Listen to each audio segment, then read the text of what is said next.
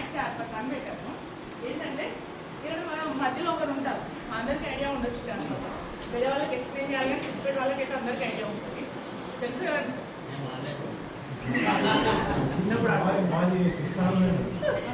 Boys and girls చార్పక్ అందరూ తెలుసు. వాళ్ళ ఆట ఎలా ఉన్నా కానీ నేనైతే ఏం చేస్తానంటే మిడిల్ ఒకరు ఉంటారు.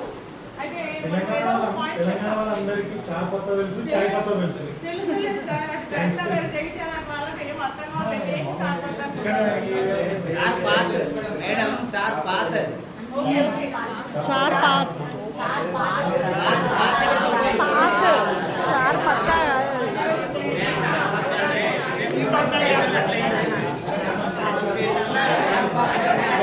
पात మనం ఈ కోఆర్డినేట్ జామెట్రీకి దాన్ని అప్లై చేసుకుంటున్నాము. ఇప్పుడు మిడిల్లో ఉన్న పర్సన్ ఏదైనా ఒక పాయింట్ చెప్పేస్తాం.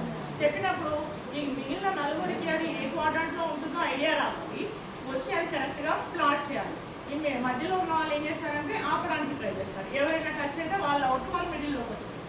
ఈ గేమ్ని అంటే ఇంటర్వెల్ టైంలో ఇంటి దగ్గర ఆడుతూ ఉంటే ఈ ఐడియా ఉంటుంది, మనకు కంపల్సరీ గుర్తుంటుంది, ఎప్పుడైనా కూడా మెమరైజ్. ఇది 100% రిజల్ట్ వచ్చిందని, మంచి రిజల్ట్ చూపించింది నాకైతే స్టూడెంట్స్కి.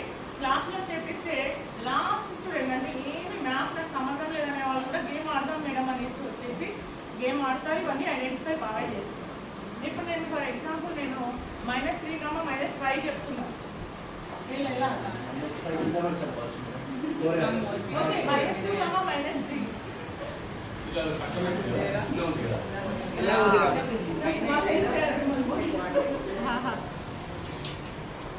అందరూ పెట్టాక గేమ్ అవుతుంది.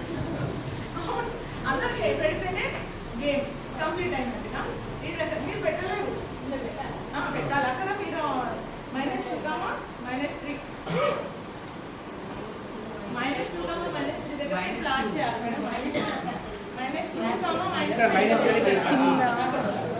అక్కడ ప్లాట్ చేయాలి.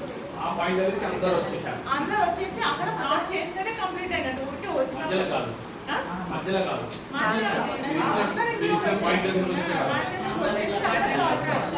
అంటే ఫస్ట్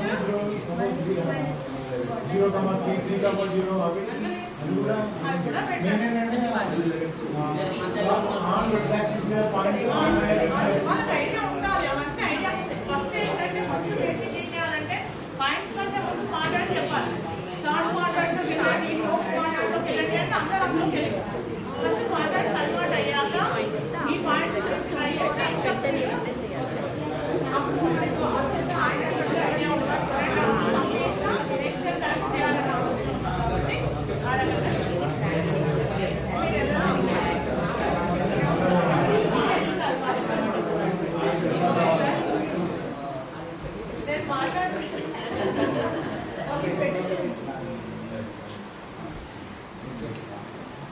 ఓకే సార్, ఈ రకంగా